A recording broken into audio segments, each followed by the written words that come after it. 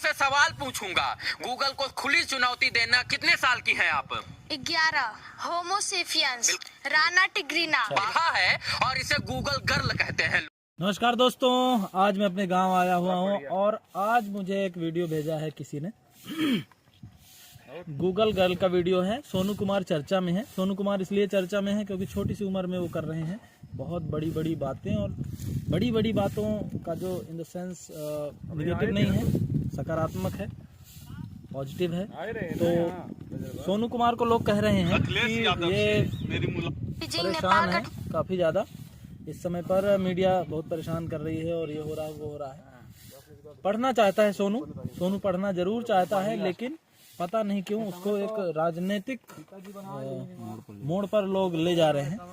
तो खैर, बड़ी बातें अपनी जगह पर है और इंटेलिजेंसी अपनी जगह पर है, बौद्धिकता अपनी जगह पर है। तो एक इसी बीच में एक लड़की का वीडियो मेरे तक आया है, पहुंचा है।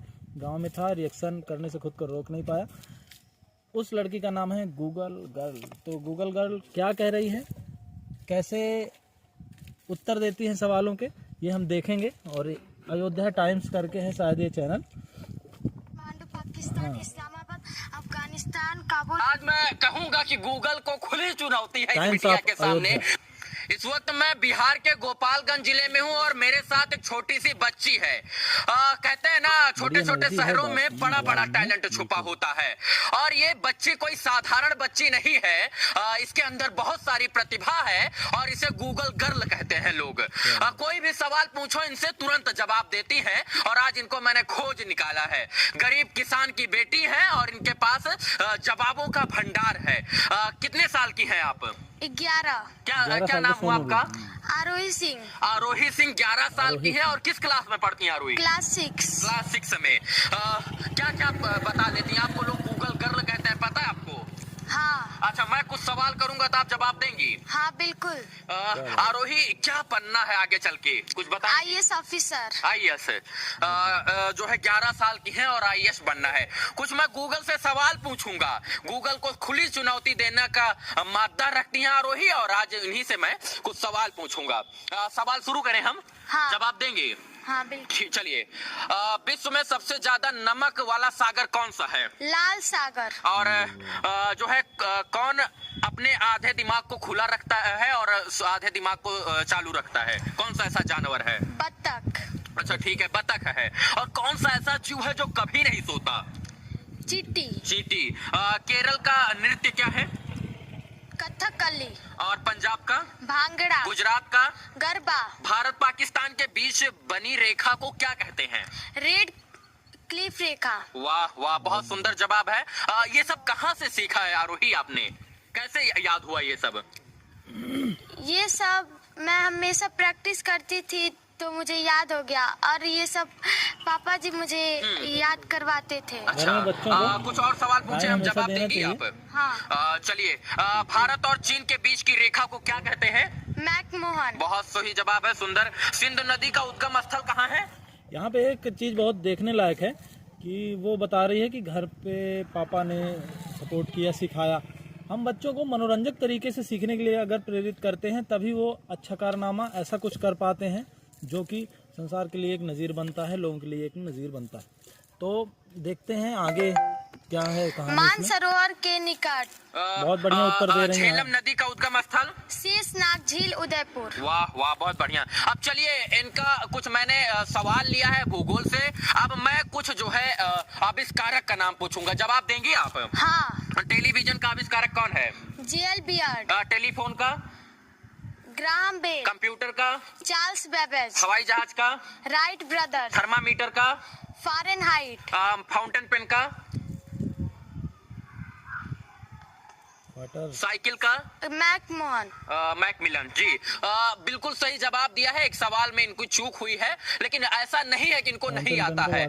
सभी चीजों से परिपक्व हैं ये। अब मैं इनसे कुछ और सवाल पूछूंगा। इनकी और एक खासियत बता देता हूँ। इनकी आंख बंद करवा लीजिए और कैलकुलेटर में आप कैलकुलेट में टाइप कीजिए, और क्या टाइप कर रहे हैं बोलते हुए, ये तुरंत जवाब देती हैं। रूस की राजधानी क्या है? मॉस्को। जापान की? टोक्यो, इराक की, बगदाद, ईरान की, तेहरान। बिल्कुल सही जवाब है। कहाँ से सीखा ये फिर से बताएं एक बार, कैसे फिर से याद बताएं। किया इतनी कम उम्र में आरोही?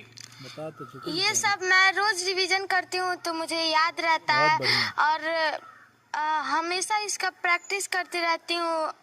और पापा जी मुझे नए नए जीके के सवाल और नए नए टेक्निक से मुझे परिपथ कराते रहते हैं और प्रैक्टिस करवाते रहते हैं। वाह वाह, बहुत बढ़िया। आज मैं कुछ कहना चाहता हूँ, आखिर देश के माननीयों की जो है आंखें क्यों नहीं खुलती हैं? गोपालगंज की बच्ची को जो है इस गूगल बच्ची को केबीसी जैसा प्लेटफॉर्म कब मिलेगा? अमिताभ बच्चन जी मिलेगा अपना जब- प्लेटफॉर्म इसे कब देंगे? क्या सोनाक्षी सिन्हा कब मिलेगा प्लेटफॉर्म, कब नहीं मिलेगा प्लेटफॉर्म? देखिए, प्रतिभाओं की कमी नहीं है। कोई कैमरे में आ गया तो प्रतिभाशाली है, जो नहीं आया वो नहीं है, ऐसा नहीं है। बहुत सारी छुपी हुई प्रतिभाएं हैं, सबको मौका मिलता है। एक प्रक्रिया है, उस प्रक्रिया को पूरा करिए। चाहे आपको सैनिक स्कूल का एडमिशन चाहिए या आपको केबीसी में जाना है, जो भी चीज़ें हैं उन्हें इस बात का ध्यान रखते हुए कि उसकी प्रोसेस क्या है, आगे बढ़िए। इस तरह से ऐसा नहीं होता है कि आप कोई बंदा वायरल हो गया तो अब आप उसको डायरेक्ट सीधे कोई बड़ा अचीवमेंट दे देंगे या तो उसको बिना प्रक्रिया के उसको कहीं भर्ती करवा देंगे किसी भी प्लेटफॉर्म पे। तो इस बात का भी हमको ध्यान रखना है। मेहनत करवाइए बच्चों से, और केवल वायरल हो जाना, कैमरे में दिख जाना सफलता का परिचायक नहीं। बहुत सारे बच्चे हैं, बहुत इंटेलिजेंट बच्चे हैं, बच्ची भी बहुत इंटेलिजेंट है। प्रक्रिया का पालन करेगी तो निश्चित रूप से बेहतर रहेगा, बेहतर नहीं ना, तो इस बच्ची को कभी केबीसी में बुलाइए ना। आप केबीसी में इसको नहीं बुलाएंगे, मुझे पता है, क्योंकि ये गरीब घर की बच्ची है। बिहार सरकार का ध्यान इसके ऊपर काहे नहीं जाता है? गोपालगंज के जिलाधिकारी श्रीमान जी का ध्यान इसके ऊपर काहे नहीं जाता है? हो सकता है कि गरीब घर की इस बच्ची को अच्छा माहौल मिले, अच्छा स्कूल मिले, अच्छा संस्थान मिले, तो ये देश का क्या बिहार का पूरे विश्व में नाम जो है ऊंचा कर सकती है। करोगे या नहीं? बहुत से बच्चे हैं, बहुत इंटेलिजेंट हैं। कोई कैमरे में आया, कोई नहीं आया। सबको मौका मिलना चाहिए, सबकी बात होनी चाहिए। बहुत अच्छी पत्रकारिता है भाई आपकी। और टाइम्स ऑफ अयोध्या भी मैं देख रहा था। कभी कभी आप बहुत अग्रेसिव हो जाते हैं, लेकिन धीरे धीरे चीज़ें बेहतर होती जाती हैं। और अच्छी पत्रकारिता एक अच्छे समाज के निर्माण में बहुत बड़ी भूमिका अदा करती है। तो इस बार देखते हैं फिर से क्या है स्थिति आगे की। हाँ, जरूर करूँगी। वाह।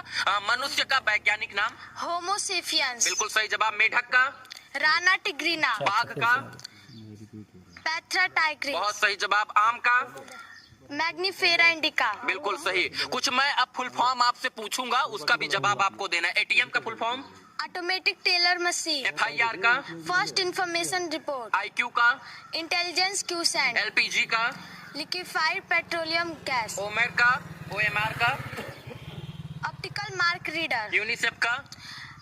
United Nation International Children Emergency Fund. वाह वाह वाह। हमें आज गर्व है बिहार के ऊपर और गोपालगंज की इस बिटिया के ऊपर। देश के माननीयों की आंख खुलनी चाहिए और लोगों का काम है कि आंख खुलवाएं देश के। ऐसी प्रतिभा बहुत कम देखने को मिलती है। पिताजी क्या करते हैं बेटा?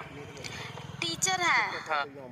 ऐसी प्रतिभा किसी के प्लेटफॉर्म देने का इंतजार नहीं करती, उसकी मोहताज नहीं होती। प्रतिभा को उसका मुकाम ज़रूर मिलता है, आज नहीं तो कल।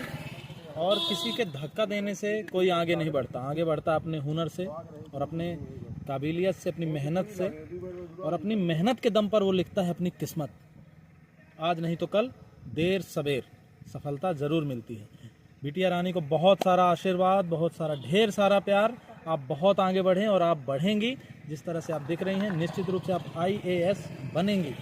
सही समय आने पर लगे रहिए, मेहनत करते रहिए। आपके आसपास जो भी बच्चे हैं, अगर वो इतने ही इंटेलिजेंट हैं, उनको आगे बढ़ने में मदद करिए, उनको सपोर्ट करिए, मेंटल सपोर्ट करिए, इकोनॉमिकल सपोर्ट करिए, हर तरह का सपोर्ट करिए, आगे बढ़ाइए। क्या पता आपके बगल से कोई व्यक्ति आगे बढ़ करके और व्यवस्था में एक बहुत बड़ा योगदान दे करके आपका नाम रोशन करे। चलिए, आज के लिए बस इतना ही। लगे रहिए, स्वस्थ रहिए, मस्त रहिए, अच्छे कामों में व्यस्त रहिए और बच्चों को इंटेलिजेंट बनाने में उनकी मदद करिए। प्यार से उनका इंटरेस्ट जगा करके, ज़बरदस्ती मार करके, पीट करके नहीं, ऐसे नहीं होता। Thank you. जय हिंद, जय भारत।